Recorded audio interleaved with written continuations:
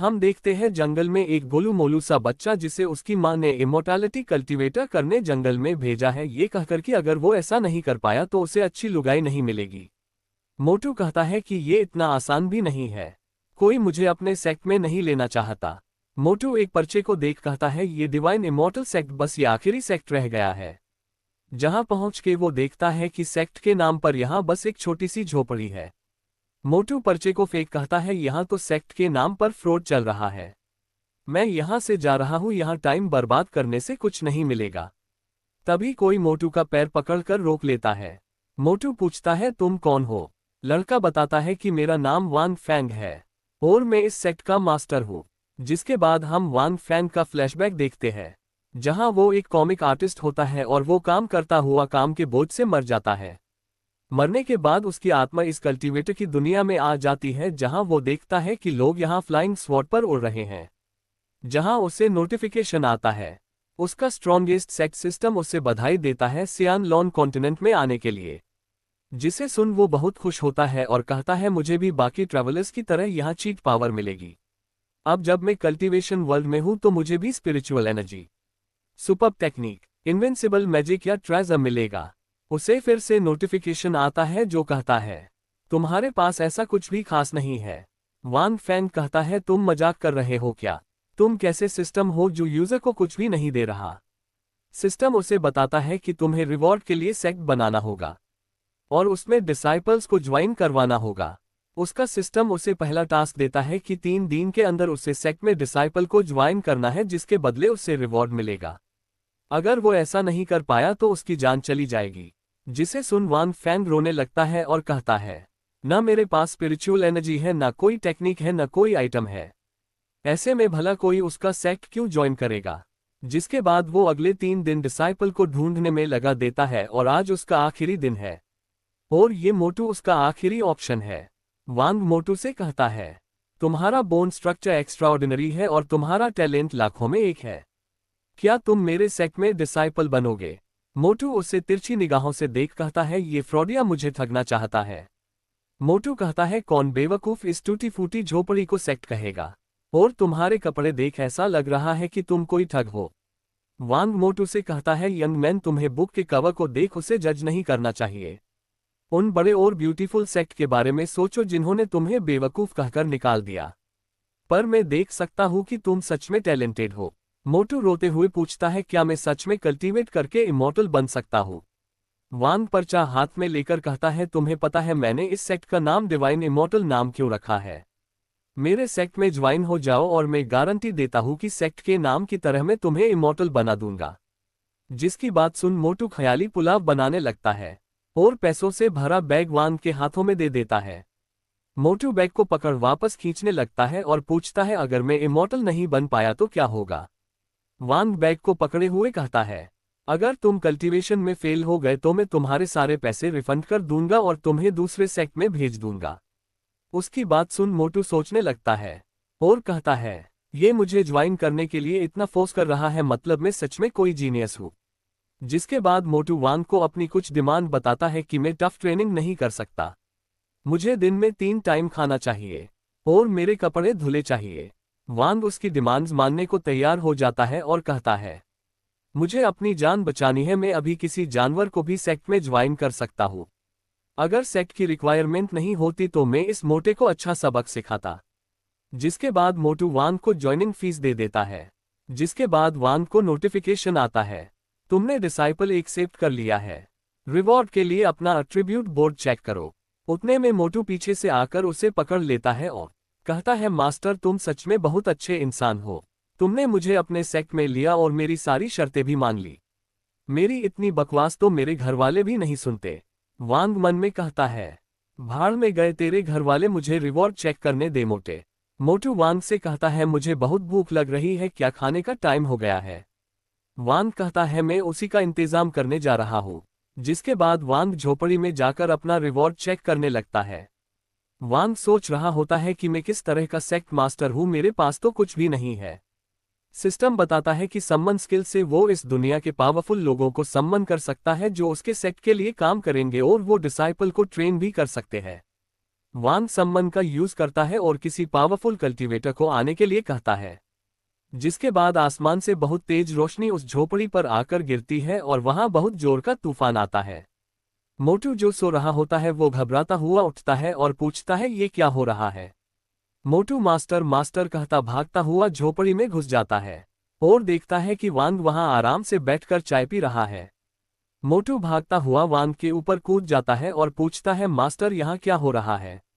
वांग कहता है आराम से बैठ के बताओ तुम क्या कहना चाह रहे हो। मोटू बाहर की तरफ इशारा कर कहता है इन सब का टाइम नहीं है, ये दुनिया का अंत है, सब कुछ खत्म होने वाला है। जिसके बाद हम देखते हैं कोई पावरफुल कल्टीवेटर झोपड़ी की तरफ बढ़ रहा होता है। मोटू कह रहा होता है ये है कौन, ये कोई भगवान है या शैतान, आज दुनिया का अंत हो जाएगा। वांग उसे समझता है डरने की जरूरत नहीं है, ये हमारे सेक्ट का बॉडीगार्ड है।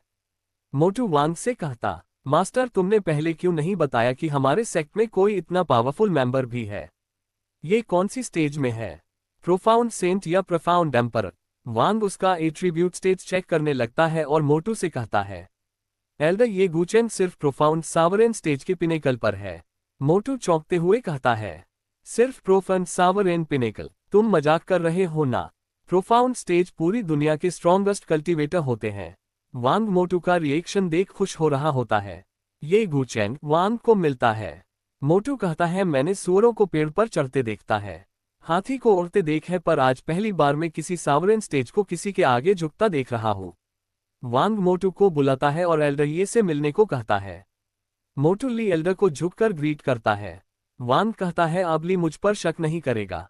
वांग सिस्टम से पूछता है मुझे क्या रिवॉर्ड मिला है। सिस्टम बताता है कि उसके पास एक लकी ड्रॉ का चांस है और कॉन्स्टिट्यूट ब्लडलाइन कल्टीवेशन है, जिसे वो अपने डिसाइपल को दे सकता है। वांग सिस्टम से लकी ड्रॉ करने को कहता है जिसमें उसे एल्डर ये की 10% कल्टीवेशन पावर मिली है। सिस्टम पूछता है कि वो इस कल्टीवेशन का खुद पे इस्तेमाल करेगा या किसी डिसाइपल को देगा। वांग कहता है ये कल्टीवेशन डिसाइपल को देने का क्या फायदा, मैं सेक्ट मास्टर होकर भी अभी मोर्टल हूँ। वांग सिस्टम से पूछता है कि वो एल्डर ये की 10% कल्टीवेशन का यूज करके कितना पावरफुल बन सकता है। उसे कोई जवाब नहीं मिलता तो वो मोटू ली से पूछता है ली क्या तुम्हें कल्टीवेशन लेवल के बारे में कुछ पता है। मोटू ली कहता है मैं कल्टीवेशन करने के लिए ही भटक रहा था तो मुझे इस बारे में क्यों नहीं पता होगा। ली बताता है कि इमोर्टल कल्टीवेशन 10 रेल्म में बंटा हुआ है। Foundation building, profound vein, medium spirit, profound general, entry phase, nobility, profound sovereign, profound venerable, profound saint, profound emperor. मोटू ली कहता है मास्टर तुम ये सब क्यों पूछ रहे हो। वांग सोचता है कि एल्डर ये की कल्टीवेशन यूज करके मैं एंट्री फेज के पीक पर पहुंच जाऊंगा। ये ज्यादा तो नहीं है पर मैं 0 से शुरू कर रहा हूं। वांग सिस्टम से एनर्जी ऑब्जर्व करने को कहता है। इसके बाद वह एल्डर ये की एनर्जी अपने अंदर एब्जॉर्ब कर लेता है, जिससे वांग की कल्टीवेशन बढ़ जाती है और बढ़ती एनर्जी से उसके कपड़े फट जाते हैं। मोटू ली वांग को देख कहता है मास्टर ऐसे मसल फ्लेक्स मत करो तुम्हारे कपड़े फट जाएंगे।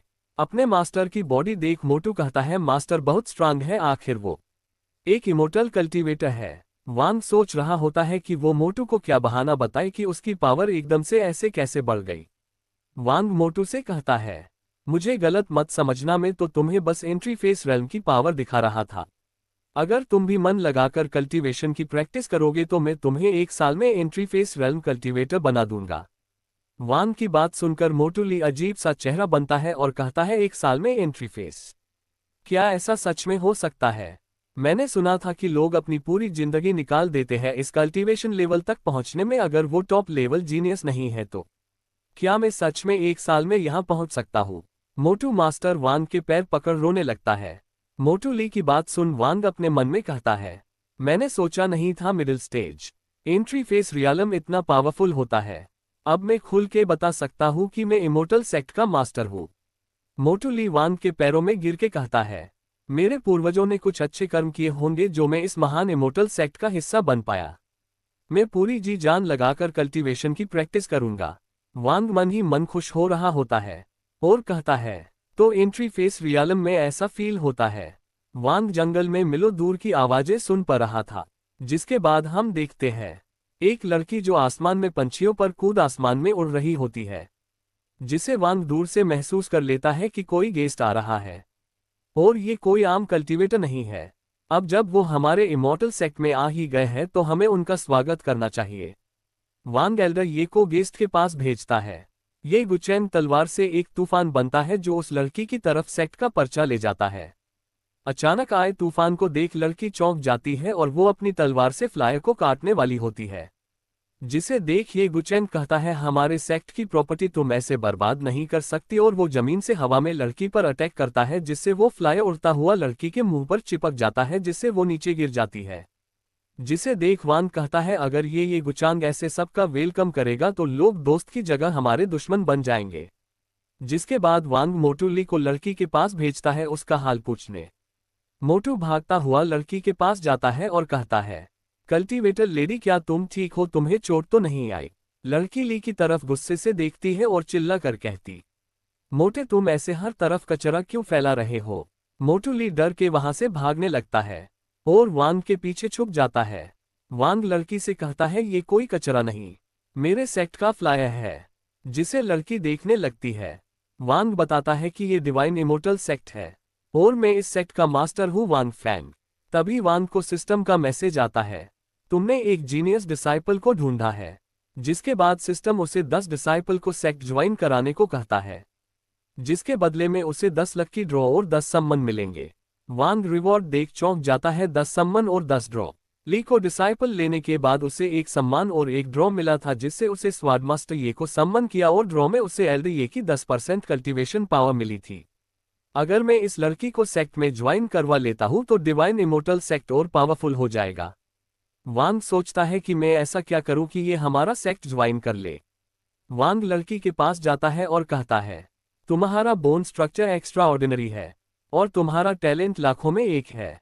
जिसे सुन मोटू मुंह बनता है और कहता है मास्टर तुम ये एक घिसिपिटी लाइन सब पर मरते हो क्या? वांग मोटू का मुंह पकड़ उसे चुप कराने लगता है और सोचता है ये लड़की पंछियों पर जंप के रही थी, मतलब इसकी पावर एक्स्ट्राऑर्डिनरी है और ये इंटेलिजेंट भी लग रही है। इसका कल्टीवेशन बेशक मेरे जितना ना हो, लड़ाई का एक्सपीरियंस इसे मुझसे ज्यादा है। मेरी ट्रिक मोटूली जैसे मोटी बुद्धि वाले लोगों पर ही चल सकती है। तभी वो लड़की कहती है तुमने कहा तुम डिवाइन इमोर्टल सेक्ट के मास्टर हो और ये फ्लाई कह रहा है कि तुम्हारे सेक्ट में डिसाइपल की भर्ती चल रही है। लड़की शर्माते हुए पूछती है क्या मैं तुम्हारे सेक्ट में ज्वाइन हो सकती हूँ? इतना सुनते ही वांग और ली दोनों खुश हो जाते। वांग अपना हाथ बढ़ता है और लड़की से कहता है एंट्रेंस फीस के तौर पर तुम्हारे पास जितनी वैल्यूएबल चीजें हैं मुझे दे दो। लड़की वांग का हाथ पकड़ कहती है मैं जल्दबाजी में घर से निकली थी तो मैं कैश लाना भूल गई, क्या मैं एंट्री फीस बाद में दे सकती हूँ? वांग कहता है मैं ऐसा नहीं कर सकता, ये सेक्ट का नियम है। और वो मन में सोच रहा होता है मैं पैसे नहीं लेना चाहता पर बिना पैसे लिए मेरा सिस्टम तुम्हें डिसेबल एक्सेप्ट नहीं करेगा। तभी वहां कुछ लोग आ जाते हैं और वो कहते हैं प्यारी लड़की तुम्हें सच में लग रहा था कि तुम माकी से बचकर भाग सकती हो? तुम्हारे पिताजी तुम्हें हमसे नहीं बचा पाए, तुम्हें लगता है ये बंदर तुम्हें हमसे बचा लेंगे? लड़की विलेन से कहती है लिन यून यी, मैं डिवाइन इमोर्टल सेक्ट की डिसाइपल हूँ, तुम्हारी हिम्मत कैसे हुई मेरे मास्टर के आगे ऐसे बात करने की? वांग सोच रहा होता है मुझे तो लगा ये हमारे सेक्ट से इंप्रेस होकर सेक्ट ज्वाइन करना चाह रही है, पर ये तो इन विलेन से बचते हुए भाग रही थी। विलेन का चमचा वांग से कहता है अगर तुमने माकी का शिकार छीनने की कोशिश की तो मैं तुम्हें मार डालूंगा। लिन यून यी कहता है मेरे पालतू चमचे ये सब प्रोफाउंड जनरल रेल्म में है, तुम इन सब का सामना नहीं कर सकते। वहीं वांग सोच रहा होता है प्रोफाउंड जनरल रेल्म ये मुझसे एक लेवल पीछे है, पर ये 5 लोग हैं और मुझे इनके लीडर लिन यून यी की कल्टीवेशन का भी पता नहीं वो किस लेवल पर है। इन सब से एक साथ लड़ने में खतरा हो सकता है। लिन फे डर से कांप रही होती है। मोटू ली आगे आता है और कहता है जूनियर सिस्टर लिन तुम्हें इन बेवकूफों से डरने की कोई जरूरत नहीं है, इन बेवकूफों को मास्टर एक चुटकी बजाते ही खत्म कर देंगे। वहीं वांग सोच रहा होता है अबे मोटे क्यों मेरी मुसीबतें और बढ़ा रहा है, मैं बेशक इनसे एक लेवल आगे हूं पर मुझे कॉम्बैट एक्सपीरियंस बिल्कुल नहीं है और अगर मैं हार गया तो लिन शायद सेक्ट ज्वाइन न करे और ऐसा हुआ तो मेरा मिशन फेल हो जाएगा। वांग कुछ कहता उससे पहले लड़की वांग के आगे झुक के उसे थैंक्स कहती है, उसे इन विलेन से बचाने के लिए। वांग कहता है फिक्र मत करो लिन, तुम अब मेरे सेक्ट का हिस्सा हो। मेरे रहते कोई तुम्हें बुली नहीं कर सकता। वहीं वांग मन में सोच रहा होता है, मैंने तो कुछ कहा ही नहीं था लड़ने के बारे में, तुम दोनों मिलकर मुझे इसमें फंसा रहे हो। विलेन के चमचे एक साथ मिलकर वांग पर अटैक करने आगे बढ़ते हैं। जैसे वो लोग वांग के पास आते हैं सब स्लो मोशन में चलने लगता है। वांग कहता है सिफर एक लेवल से इतना फर्क पड़ता है तो मैं इन सबको आसानी से हरा सकता हूँ, पर मैं अपने नए डिसिपल के आगे अपने उल्टे सीधे मूव्स नहीं दिखाना चाहता। वांग अपने गार्ड ये गुचांग को आवाज देता है। ये गुचांग पलक झपकते ही पांचों चमचों को खत्म कर देता है और अपनी तलवार विलेन की गर्दन पर लगा देता है। वांग विलेन के पास जाता है और कहता है तुम और तुम्हारे चमचे कुछ कह रहे थे किसी को मारने के बारे में। मैंने ठीक से सुना नहीं था, तुम फिर से बोलोगे क्या कह रहे थे तुम? लड़की ये सब देख चौंक रही होती है। मोटुली उससे कहता है, मैंने कहा था ना मास्टर, वांग बहुत स्ट्रांग है, उन्हें तो लड़ने की भी जरूरत नहीं। उन सब के लिए तो एल्डर ये गुचांग ही काफी है। विलेन ये सब देख के बहुत डर जाता है और वो वांग से अपनी जान की भीख मांगने लगता है। वो वांग से कहता है अगर उसने उसे वहां से जाने दिया तो वो अपने फादर से उसके लिए गिफ्ट भिजवाएगा। उसके फादर योरी एम्पायर के चांगलिंग के माकी है। मेरी जान बख्शने के बदले वो तुम्हें मालामाल कर देंगे। लड़की को उसकी बात सुन गुस्सा आ रहा होता है। वांग कहता है, मुझे परवाह नहीं किसी माकी, चांगलिंग और योरी एम्पायर की। अगर तुम मेरे सेक्ट में आकर यहाँ उधम मचाओगे तो मैं तुम सबकी लंका लगा दूंगा। मोटू ली लड़की से पूछता है तो तुम्हें हमारे सेक्ट के नए मास्टर कैसे लगे? वो काफी स्ट्रांग हैं ना? वो चाहे तो चुटकी बजा के माकी के मेंशन को बर्बाद कर सकते हैं। लड़की बताती है कि माकी लिन की फैमिली याओरी एम्पायर की सबसे स्ट्रांग फैमिली है।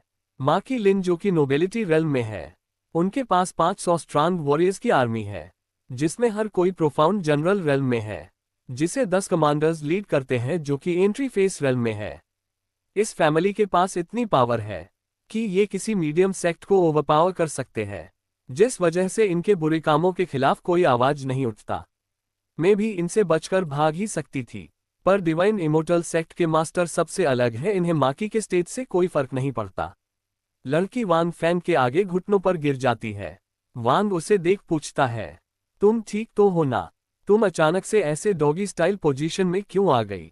लड़की वांग से कहती है, मास्टर मैंने डिवाइन इमोर्टल सेक्ट इन लोगों से अपनी जान बचने के लिए ज्वाइन किया था, पर तुम्हें देख के लगता है कि तुम लिन फैमिली को न्याय दिल सकते हो। वांग लड़की से पूरी बात पूछता है कि इसने क्या किया। लड़की बताती है कि जब वो बाहर ट्रेनिंग के लिए गई हुई थी तब उसकी मुलाकात चंगलिन माकी के यांग मास्टर लिन यूनई से हुई। ये मेरे साथ टपा टप करना चाहता था तो मैं वहां से भाग गई। मुझे लगा ये बात वही शांत हो जाएगी, पर जब मैं वापस अपने घर पहुंची तो मैंने देखा कि लिन ने अपने लोगों के साथ मिलकर मेरी फैमिली के सैकड़ों लोगों को मार दिया। अगर मेरे फादर उस वक्त मुझे वहां से नहीं भागाते तो आज मैं इस सेक्ट का हिस्सा नहीं होती। वांग लड़की से कहता है, तुम्हें चिंता करने की जरूरत नहीं है। अगर तुम मेरे सेक्ट का हिस्सा नहीं भी होती तब भी हमारा सेक्ट इस मामले में मदद करता। उनकी बातें सुन लिन यूनई वहां से गोली की रफ्तार से भागता है। उसे भागता देख वांग कहता, मैंने जितनी जापानीज मांगा पढ़ी है ऐसी सिचुएशन में विलेन या तो फाइट करते हैं या जान की भीख मांगते हैं, तो ये भाग क्यों रहा है? वांग लिन फे से कहता है, चिंता मत करो एल्डर, ये गुचांग के होते ये यहां से नहीं भाग सकता। जिसके बाद हम देखते हैं ये गुचांग अपनी तलवार निकलकर उसे एनर्जी से चार्ज करता है, जिससे आसपास पड़ी डेड बॉडी और वांग के डिसाइपल हवा में उड़ने लगते हैं। मोटू ली और लिन फे वांग से चिपट जाते हैं। वांग कहता है, ये एल्डर हर बार इतनी हवाबाजी क्यों करते हैं? अगर मैं एंट्री फेस रेल्म में नहीं होता तो मैं भी बाकियों की तरह हवा में उड़ रहा होता। जिसके बाद हम देखते हैं एल्डर ये उड़ती हुई बॉडी पर उछलते हुए हवा में उड़ जाते हैं और लिन पर अटैक करते हैं और वो वही गिर जाता है।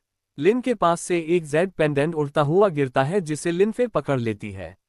जिसके बाद हम देखते हैं पूरी टीम को जो एक साथ पड़े हुए है। लिन फे सोच रही होती है, मुझे पता था एल्डर ये स्ट्रांग है, पर वो इतने स्ट्रांग है ये नहीं पता था।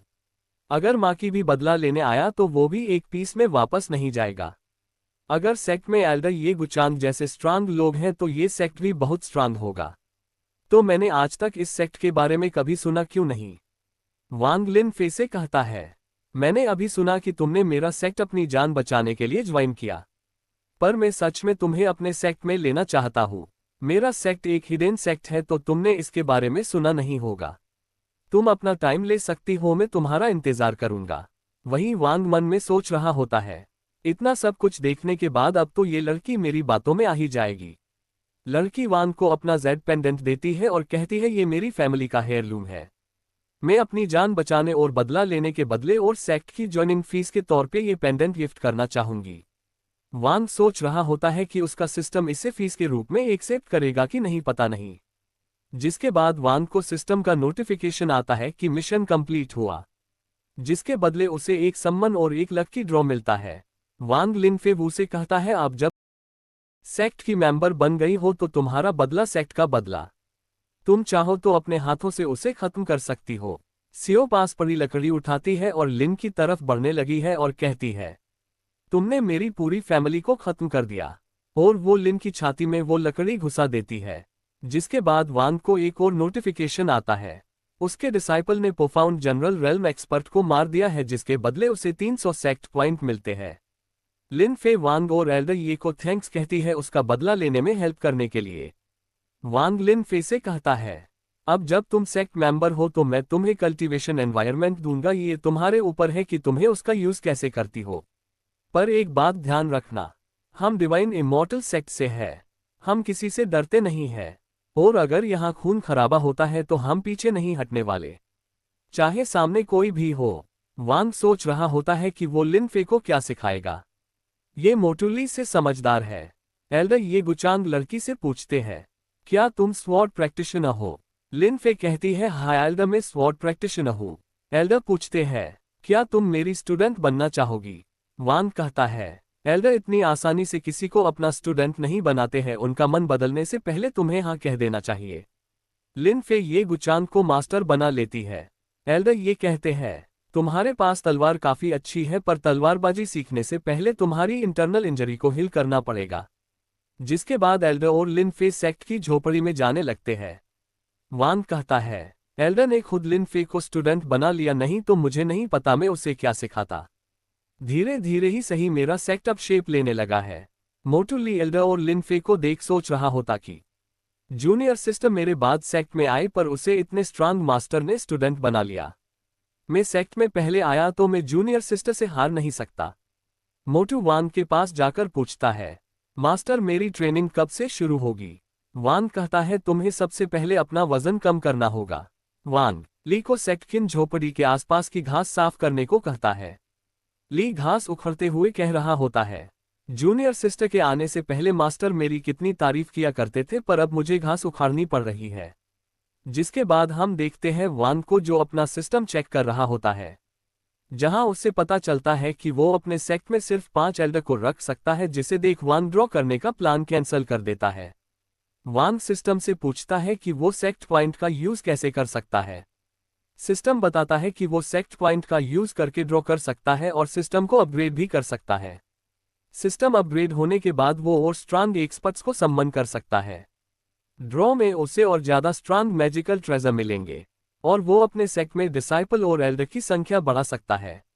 जिसे सुन वांग बहुत खुश होता है और वो सिस्टम से पूछता है कि वो और सेक्ट पॉइंट कैसे कमा सकता है।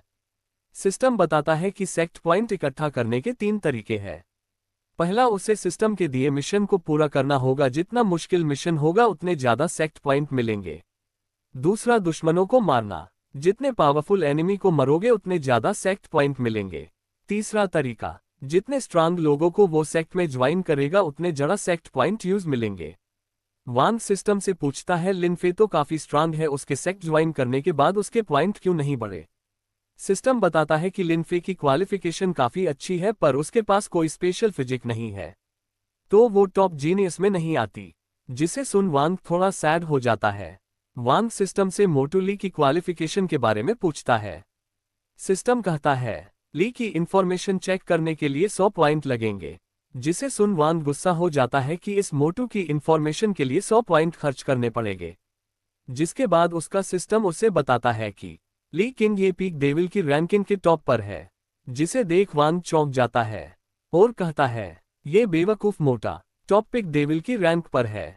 वांग सिस्टम से पूछता है कि क्या सच में ये मोटू टॉप डेविल की रैंक पर है। सिस्टम कहता कि उसकी इंफॉर्मेशन कभी गलत नहीं होती है। ली किंग के पास इमॉर्टल ब्लैक स्पिरिट टॉर्टस फिजिक है। वांग सिस्टम से पूछता है कि ये ब्लैक स्पिरिट टोटवा फिजिक क्या है। सिस्टम बताता है कि ब्लैक स्पिरिट टोटवा स्पिरिट दुनिया की सबसे यूनिक फिजिक है। ये अपने यूजर को लंबी उम्र और दुनिया का बेस्ट डिफेंस देती है। वांग ये सब सुन के चौंक जाता है और कहता है ये मोटी बुद्धि वाला मोटू, इसके पास इतनी खतरनाक फिजिक क्यों है? अगर ये अपनी ब्लैक स्पिरिट टॉटस फिजिक को कल्टिवेट करे तो दुनिया के पावरफुल लोगों में से एक बन सकता है। वांग ली को कल्टिवेट कराने की सोचता है। वो सिस्टम से पूछता है कि ली किन की फिजिक को एक्टिवेट कैसे किया जाए। वांग अपने सिस्टम में ली को देख रहा होता है, जो घास से मिरर बनाकर उससे पूछ रहा होता है, ओ मैजिक मिरर, इस दुनिया में सबसे पावरफुल कौन है? मिरर कहता है, इस दुनिया का सबसे पावरफुल इंसान ली किंग है। वांग मोटू की हरकतें देख किलस रहा होता है। वांग का सिस्टम भी वांग से कहता है, तुम्हें नहीं लगता इसकी पिटाई होनी जरूरी है? वांग सिस्टम से कहता है, मैं तुम्हारी बात से सहमत हूँ। वांग कहता है, ली किंग की पिटाई करने में और इसकी ब्लैक स्पिरिट टॉटस फिजिक के एक्टिवेशन का क्या लेना देना है? सिस्टम वांग से कहता है, ली की फिजिक एक्टिवेट करने के लिए उसे मार खानी पड़ेगी, जिससे उसकी ब्लड लाइन पूरी तरह से एक्टिवेट हो जाए। वांग कहता है, अगर इसे एक्टिवेट करने के लिए कोई ट्रेजर चाहिए होता तो ये नामुमकिन काम होता, पर यह पिटाई से एक्टिवेट हो सकती है तो ये बहुत अच्छी बात है। फिर हम देखते हैं मोटूली पेड़ से उल्टा लटका हुआ है और लिन फे उसे डंडे से पीट रही है। वांग कहता है, हमें बस इस बात का ध्यान रखना है कि ये मरे ना बस। फिर हम देखते हैं अचानक बहुत जोर की हवा चलने लगती है। मोटू अपने मिरर से पूछता है कि ये आसमान में क्या हो रहा है, और वो डर के वांग के पीछे छुप जाता है और पूछता है, मास्टर आसमान में ये तूफानी बादल क्यों छाए हुए हैं? वांग कहता है, डरने की जरूरत नहीं है, सब कुछ अंडर कंट्रोल है। और वहीं वांग चुपके से अपने सिस्टम से पूछता है कि सेक्ट के ऊपर ये तूफान क्यों आया हुआ है। सिस्टम बताता है कि लिन फे प्रोफाउंड जनरल रेल्म में ब्रेक थ्रू करने वाली है, जिस वजह से तूफान आया है। वांग ली को बताता है कि तुम्हारी जूनियर सिस्टर की कल्टीवेशन प्रोफाउंड जनरल रेल्म में पहुंचने वाली है, जिस वजह से ये तूफान आया है। मोटू सोचता है कि सेक्ट ज्वाइन करते ही जूनियर सिस्टर एल्डर ये की डिसिपल बन गई और उसने ब्रेक थ्रू भी कर लिया। ली किंग जमीन पर लेट जाता है और घास उखाड़कर चबाने लगता है और कहता है, मैंने सेक्ट पहले ज्वाइन किया और मैं अभी भी एक मॉर्टल हूँ। अगर ऐसा ही चलता रहा तो मेरी नंबर 1 की पोजीशन जूनियर सिस्टर ले लेगी। वांग मोटू से कहता है, उदास होने की जरूरत नहीं है, हम कल से तुम्हारी ट्रेनिंग स्टार्ट करेंगे। कुछ ही टाइम में तू अपनी जूनियर सिस्टर से आगे निकल जाएगा, बस तुम्हें अपनी हार्ड ट्रेनिंग को झेलना पड़ेगा। ली मास्टर वांग को थैंक्स कहता है और कहता है कि मैं मन लगाकर ट्रेनिंग करूंगा। वांग कहता है, मेरा सेक्ट कुछ ही समय में प्रोफाउंड जनरल रेल्म का हो जाएगा। फिर हम देखते हैं कुछ दूर एक पहाड़ पर कोई एनर्जी का पीछा करते हुए वहां पहुंचता है, और वो इस ब्रेक थ्रू एनर्जी को देख कहता है, तुम्हें खुद पे गर्व होना चाहिए कि तुम इस डेमन का खाना बनने वाले हो। और वो डेमन वांग के सेक्ट की तरफ बढ़ने लगता है, जिसके बाद हम देखते हैं एल्डर ये और लिन फे को, जो ब्रेक थ्रू के बाद प्रोफाउंड जनरल रेल्म में पहुंच चुकी है। वांग को उसका सिस्टम 1000 सेक्ट पॉइंट देता है। वांग सोच रहा होता है कि ये मुझसे एक लेवल ही पीछे है। लिन फे वांग को थैंक्स कहती है उस पर भरोसा करने के लिए। मोटू वांग के पीछे खड़ा मुंह बनाता हुआ कहता है, तुम सिर्फ प्रोफाउंड जनरल रेल्म में हो, अगले 1 साल में मैं तुमसे आगे निकल जाऊंगा। वांग लिन से कहता है, अब से तुम एल्डर ये को फॉलो करोगी और डिवाइन इमॉर्टल सेक्ट का नाम रोशन करोगी। जिसके बाद हम देखते हैं डिमन को, जो वांग के पीछे आ गया है। डिमन कहता है, मुझे तो लगा था यहाँ एक ही प्रोफाउंड जनरल मिलेगा, पर यहाँ तो कई लोग हैं, पर सब खाने लायक भी नहीं है। वांग तुरंत सिस्टम से डिमन को चेक करने को कहता है। सिस्टम कहता है, कल्टीवेशन चेक करने के लिए 10 सेक्ट पॉइंट लगेंगे और बैकग्राउंड चेक करने के लिए 100 सेक्ट पॉइंट लगेंगे। वांग कहता है, क्या हर बार उसे 100 पॉइंट देने होंगे? वांग कहता है, अगर तुम अपने दुश्मनों को अच्छे से जानते हो तो तुम लड़ाई में कभी हारोगे नहीं। और ये डेमन इतनी एनर्जी रिलीज कर रहा है कि मुझे भी उसका प्रेशर महसूस हो रहा है। एक बार को तो मुझे ऐसा लगा कि ये गुचांग भी इसे शायद ना हरा पाए। अच्छा होगा मुझे इसके बारे में कोई जरूरी जानकारी मिल जाए। सिस्टम वांग को बताता है कि इस डीमन ने हजारों साल पहले योरी एम्पायर में तबाही मचाई थी। इसका नाम ग्रेट डेमन शहंशाह है। इसका कल्टीवेशन प्रोफाउंड सावरेन रेल्म की पीक पर है। योरी एम्पायर ने इसे हराकर सील कर दिया था। ये हाल ही में सील तोड़कर आजाद हुआ है और अभी इसका कल्टीवेशन नोबेलिटी रेल्म की पीक पर है। वांग उसकी डिटेल देख कहता है, अच्छा हुआ ये अपनी पीक फॉर्म में नहीं है, नहीं तो एल्डर ये भी इससे अकेले नहीं लड़ पाते। तभी मोटू बोलता है, हे तुम कौन हो और यह हमारे सेक्ट में क्या कर रहे हो? तुरंत यहाँ से 9-2-11 हो जाओ, नहीं तो एल्डर ये तुम्हारी बैंड बजा देंगे और कोई नाचेगा भी नहीं। डीमन सेक्ट का नाम पड़ता है डिवाइन इमोर्टल सेक्ट। मैंने इस सेक्ट का कभी नाम नहीं सुना, ये सेक्ट कहाँ से टपका है? डीमन गुस्से में कहता है, मोटे तेरी हिम्मत कैसे हुई ग्रेट डीमन से ऐसे बात करने की? वान कहता है, मुझे नहीं पता था ये ली इतना बहादुर है, ये मॉर्टल होकर ऐसे नोबिलिटी रेल्म की बेइज्जती कर रहा है। लिन फे मोटू ली से कहती है, सीनियर ब्रदर, इस इंसान का ऑरा हमारे मास्टर से कम नहीं है, ये कम से कम नोबिलिटी रेल्म में है। डेमन लड़की की बात सुन कहता है, बच्ची तुम्हारी आंखें कमाल की है, तुम्हें पता है कि मैं कितना खतरनाक हूँ? मोटू कहता है, मोबिलिटी रेल्म तो क्या हुआ, हमारे सेक्ट मास्टर यहाँ है, उन्होंने कहा है मैं 1 साल में एंट्री फेस में पहुंच जाऊंगा और 3 साल में प्रोफाउंड जनरल रेल्म में। ये सिर्फ समय की बात है, नहीं तो मैं तुम्हें एक उंगली से मसल देता। डीमन वान को देख कहता है, इसके पास स्किल तो है पर यह मुझे नहीं हरा सकता। मोटू डीमन से कहता है, गंदी नाली के कीड़े, तुम्हारी हिम्मत कैसे हुई हमारे सेक्ट में आकर यहां हंगामा खड़ा करने की? अभी घुटने पर बैठकर माफी मांगो।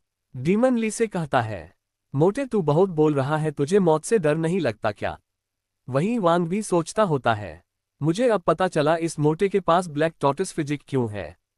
ये इतना बड़बोला है कि ये किसी को भी गुस्सा दिल सकता है, और पिटाई से बचने के लिए इसे भगवान ने ये फिजिक दिया है। डीमन मोटू से किलिस कर चिल्ला कर कहता है, तेरे घर परिवार में कोई तमीज सीखने वाला नहीं है क्या? तुझे मारकर मैं अपने हाथ गंदे नहीं करना चाहता था। डीमन मोटू को उसके साथ लड़ने को कहता है। वांग एल्डर ये से कहता है, तुम इसे थोड़ी देर बिजी रखो, मैं कोई जुगाड़ करके इसे यहां से भगा दूंगा। एल्डर डीमन से लड़ने जा रहा होता है, वहीं वांग अपने सिस्टम से सम्मन यूज करने को कहता है। डीमन एल्डर से कहता है, ये बड़बोला मोटा जिसकी बात कर रहा था, क्या तुम ही वो एल्डर हो? मैं देखना चाहूंगा कि तुम मेरी बैंड कैसे बजाते हो। उसके बाद डीमन और एल्डर में फाइट शुरू हो जाती है।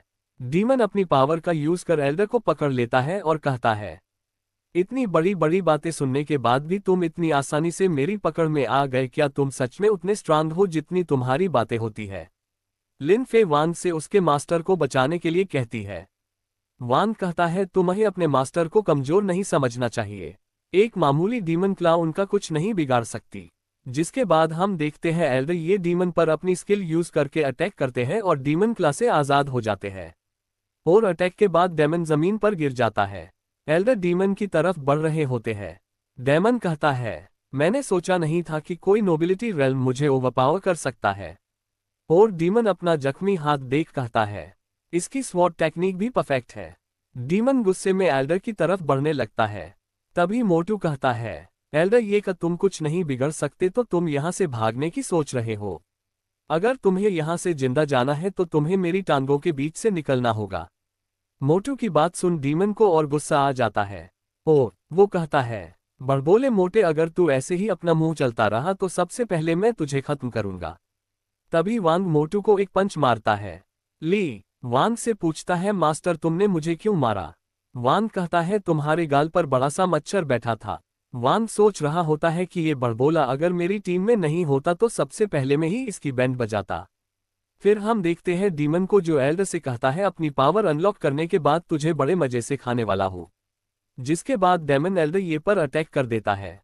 एल्डर भी जवाब में डीमन पर अटैक कर देते हैं, जिससे वहां बहुत बड़ा धमाका होता है। जिसके बाद हम देखते हैं लिन फे मोटू को सेक्ट के अंदर खींच रही होती है। फिर हम देखते हैं कि धमाके से सेक्ट के आसपास का जंगल बंजर जमीन में बदल गया है। फिर हम देखते हैं डीमन को, जो सोच रहा है कि ये गुचान की कल्टीवेशन पावर मुझसे थोड़ी सी ज्यादा है। अगर मैं अपनी पूरी ताकत का इस्तेमाल करूं तो मैं पक्का इसे हरा सकता हूं। पर ये इतना स्ट्रांग है तो इसने महसूस किया होगा कि मेरी पावर्स सील है। पहले मुझे अपनी पावर्स रिकवर करनी होगी। डीमन एल्डर ये से कहता है, आज की लड़ाई हम यही खत्म करते हैं। मैं अपनी पावर्स को रिकवर करके वापस आऊंगा तुमसे लड़ने। एल्डर ये गुचान कहता है, माफ करना पर मैं तुम्हें यहां से जाने नहीं दे सकता। डीमन कहता है, मानना पड़ेगा नोबिलिटी रेल्म में तुमसे ताकतवर कोई नहीं, पर तुम कितने भी ताकतवर क्यों ना हो तुम मुझे नहीं रोक सकते। एल्डर ये कहते हैं कि मास्टर ने मुझे तुम्हें रोके रखने को कहा है। नहीं तो तुम अब तक मारे जा चुके होते। वांग किसी का इंतजार कर रहा होता है और कहता है, आखिरकार तुम आ ही गए। डीमन कहता है, ये अचानक मौसम कैसे बदल गया। एल्डर ये कहते हैं, मुझे भी कोई अंदाजा नहीं है, पर मेरी तलवार मुझे बता रही है कि मेरा कोई दुश्मन आसपास है। फिर हम देखते हैं डीमन के पीछे से कोई लंबे बालों वाला आदमी डीमन की तरफ बढ़ रहा होता है। इसका नाम है सीमाम पियाओ। डीमन शिमेन पायोसुए को देखता हुआ कहता है, येगो चांग जो मुझे इतनी कड़ी टक्कर दे रहा था, वो भी इस आदमी के आने से डर के मारे कांप रहा है। अब मेरे पास यहां से भागने का भी रास्ता नहीं है। डीमन फुल स्पीड में वहां से भागता है। शिमेन पायोसुए 2 उंगलियों से डेमन पर अटैक करता है, जिससे डीमन जख्मी हो जाता है और जमीन पर गिर जाता है। डीमन शिमेन पायोसुए को देख कहता है, बिना रिफ्लेक्शन वाली तलवार, इससे मेरी मौत भी हो सकती थी। आखिर ये किस तरह की स्वॉर्ड टेक्निक है? शिमेन पायोसुए कहता है, मैंने तो बस हवा में तलवार घुमाई, और ये कोई तलवार नहीं है तो इसे स्वॉर्ड टेक्निक नहीं कह सकते, तो मैंने इसे कोई नाम भी नहीं दिया। वांग सोच रहा होता है, मुझे नहीं पता था कि मेरा संबंध कोई और नहीं ये गुचांग का इकलौता कॉम्पिटिटर होगा। अगर एल्डर ये गुचांग इमोर्टल स्वॉर्ड है तो शिमेन पायोसुए स्वॉर्ड गॉड है। वांग सिस्टम से पूछता है कि ये गुचांग शिमेन पायोसुए से ज्यादा पावरफुल है ना। सिस्टम बताता है कि पर्पल फोर्बिडेन पीक की लड़ाई के बाद सीमन ने तलवारबाजी में महारत हासिल कर ली है। इस समय सीमन तलवारबाजी के एक नए लेवल पर है। वांग कहता है, मेरे हिसाब से प्रोफाउंड सावरेन रेल्म एक्सपर्ट योरी एम्पायर के बेस्ट फाइटर है, और अब जब डिवाइन इमोर्टल सेक्ट के पास प्रोफाउंड सावरेन रेल्म एक्सपर्ट है, तो हमें ऐसी एम्पायर के बारे में फिरकर कड़कने की जरूरत नहीं है। एल्डर ये अपनी तलवार सीमन की तरफ करके कहता है, फोर्बिडेन सिटी की लड़ाई के बाद मुझे लगा नहीं था कि मैं तुम्हें यहां मिलूंगा। साइमन कहता है, जब तुम ब्रेक थ्रू करके मेरे लेवल पर आ जाओ तो तुम फिर से मुझे चैलेंज कर सकते हो। जिसके बाद साइमन वांगबक पास जाता है और कहता है, मैं आने में थोड़ा लेट हो गया मास्टर। जिसके बाद हम देखते हैं डीमन को जो खड़ा हो रहा है। डीमन कहता है, अगर सिर्फ एल्डर ये की बात होती तो मैं यहां से निकल सकता था। एल्डर साइमन के होते भी मैं ये से जिंदा निकल सकता हूं, पर ये सेक्ट मास्टर, अगर इसने मुझे देख लिया तो ये बिल्कुल मुझे खत्म कर देगा। मुझे नहीं पता ये कितना ताकतवर है। एक प्रोफाउंड सावरेन रेल्म एक्सपर्ट उसकी इतनी रिस्पेक्ट कर रहा है और उसे मास्टर कह रहा है। सेक्ट मास्टर डेफिनेटली इन दोनों से ज्यादा ताकतवर है। डीमन कहता है, अगर मेरी किस्मत में आज मेरी मौत लिखी है तो मैं इस मोटे को मार के मारना पसंद करूंगा। डीमन ली किंग पर अटैक कर देता है। ली रोता हुआ कहता है, मुझे एंट्री फेस रेल्म पहुंचने में अभी 1 साल लगेगा। मैं अभी एक मामूली मॉर्टल हूं। तुम खुद को इतना ताकतवर समझते हो और एक वीक मॉर्टल पर अटैक कर रहे हो। लिन फे कहती है, एल्डर ब्रदर डरो मत, एल्डर ये तुम्हें कुछ नहीं होने देंगे। एल्डर ये ली को बचा लेते हैं, पर हम देखते हैं कि डेमन ने ली के खेत में जुताई करके स्ट्रॉबेरी उगा दी। मोटू ली जमीन पर गिरता है और कहता है, डिवाइन इमोर्टल सेक्ट बेशक बहुत स्ट्रांग सेक्ट है, पर अगर कभी मुझे लड़ना पड़ गया तो मैं मुसीबत में आ सकता हूँ। मुझे आगे से बोलने से पहले सोचना होगा कि मैं किसी को गुस्सा न दिला दूं। साइमन डीमन पर अपनी उंगली तान कहता है, मास्टर हमें इसके साथ क्या करना है? वांग डीमन से कहता है, मैं तुम्हें 2 ऑप्शन देता हूँ। पहला, सारे पैसे और वैल्यूएबल मुझे दे दो एंट्रेंस फीस के तौर पर और मेरा सेक्ट ज्वाइन कर लो। दूसरा ऑप्शन ये कि मैं तुम्हें खत्म करने के बाद तुम्हें दफना कर फर्टिलाइजर बनाऊं या तुम्हें कहीं फेंक दे। वांग सोच रहा होता है कि अगर मैं इस डीमन को बातों में फंसा के सेक्ट ज्वाइन करवा लेता हूं तो मुझे सेक्ट पॉइंट्स मिलेंगे, और अगर ये सच में बुरा इंसान है और इसने बदलने की कोशिश नहीं की तो हम इसे आसानी से ठिकाने लगा सकते हैं। डीमन कहता है, मैं बेइज्जती सहने से अच्छा मारना पसंद करूंगा। लिन फे के बगल में खड़ा कहता है, मास्टर इसने सेकंड ऑप्शन चुना है। मैं इसे अपने हाथों से दफनाऊंगा और रोज इसके ऊपर मूत्र विसर्जन करूंगा ताकि सेक्ट के आसपास हरियाली बनी रहे और फूल पौधे अच्छे से बढ़ पाए। वांग मोटे की बात सुन किलिस रहा होता है और कहता है, अभी इसी बड़बोलेपन की वजह से तू मरने वाला था और इतनी जल्दी वो सब भूल भी गया। कोई इतना मंदबुद्धि कैसे हो सकता है? इसकी प्रैक्टिस तो मैं खुद करवाऊंगा। वांग मोटू को पीटने का प्लान बनाता है ताकि वो उसकी ब्लैक स्पिरिट टॉर्टस इमोर्टल बॉडी को एक्टिवेट कर पाए। तभी लिन फे मोटू के मुंह पे एक जोरदार घूंसा मारता है। मोटू उड़ता हुआ नीचे गिरता है और पूछता है, जूनियर सिस्टर तुमने मुझे क्यों मारा? लिन फे भी वांग का डायलॉग चिपका देती है, तुम्हारे गाल पर एक बड़ा सा मच्छर बैठा था। मोटू अपना मिरर हवा में घूमने लगता है ताकि और मच्छर उसके पास ना आए और वो कहता है, क्या मच्छरों को भी पता है मेरी बॉडी में जीनियस का ब्लड है? वांग डेमन के पास जाता है और कहता है, तुम्हें अपने घमंड पर ज्यादा ही गर्व है। मैं तुम्हें एक और ऑप्शन देता हूँ। तुम 1 साल के लिए सेक्ट ज्वाइन करो और इतने समय में तुम्हारा मन नहीं बदला तो तुम सेक्ट छोड़कर जा सकते हो। वांग की बात सुन डेमन बहुत जोर से चिल्लाता है, मैं एक डेविल हूं, मैं मारना पसंद करूंगा, मैं अपनी बेइज्जती सहन नहीं कर सकता।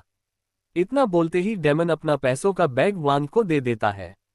वांग उसकी हरकत देख कहता है, तुम में और उस मोटू में ज्यादा अंतर नहीं है, तुम दोनों बड़बोले हो। वांग का सिस्टम डीमन शुवान शॉ को डिसाइपल एक्सेप्ट कर लेता है, जिसके बदले सिस्टम उसे 10,000 सेक्ट पॉइंट और एक रैंडम सम्मान देता है। सिर्फ एक स्ट्रांग डीमन के सेक्ट ज्वाइन करने से मुझे इतने सारे सेक्ट पॉइंट मिले, भविष्य में मुझे और स्ट्रांग लोगों को ढूंढना होगा सेक्ट पॉइंट्स के लिए। वांग डीमन से कहता है, तुम एल्डर ये को खाने की बात कर रहे थे, मुझे खुलकर इस बारे में बताओगे? वहीं वांग सोच रहा होता है कि अब हम एक सेक्ट के मेंबर हैं, हम आपस में नहीं लड़ सकते, पर अगर मुझे कभी ऐसा लगा कि तुमसे इस दुनिया को खतरा है तो मैं खुद इसे मार दूंगा। इतने में डेमन खांसता है और बताता है, ये तो मेरी आदत है, मैं तो बस मजे के लिए लोगों को डरता हूं कि मैं तुम्हें खा जाऊंगा। वांग उसकी बात सुन चौंक जाता है और अपने सिस्टम से पूछता है कि क्या ये सच कह रहा है। सिस्टम बताता है कि ये डेमन सच बोल रहा है, जिसपे दोनों हंसने लगते हैं। वांग कहता है, तुम एक ग्रेट डीमन हो और तुम्हारी कल्टीवेशन प्रोफाउंड सावरेन की पीक पर रही है और तुम अपने मजे के लिए लोगों को डराते हो, ऐसा कौन करता है? डीमन कहता है, मुझे लगा तुम मेरी बात से गुस्सा हो कि मैं एल्डर को खाने वाला हूं, मुझे लगा कि तुम किसी भी टाइम मुझे मार सकते हो। अगर ऐसा नहीं होता तो मैं ये बात तुम्हें कभी नहीं बताता। और दोनों फिर से हंसने लगते हैं। लिन फे कहती है, एक ग्रेट डीमन जो नोबेलिटी रेल्म की पीक पर है वो किसी की बातों में आकर किसी का सेक्ट कैसे ज्वाइन कर सकता है? ली किन कहता है, ऐसा इसलिए क्योंकि हमारे सेक्ट मास्टर बहुत ज्यादा स्ट्रांग है। वांग सबको इकट्ठा कर कहता है, सब मेरे पीछे आओ, मुझे तुम्हें कुछ दिखाना है। पर देख के चौंक मत जान तुम सब।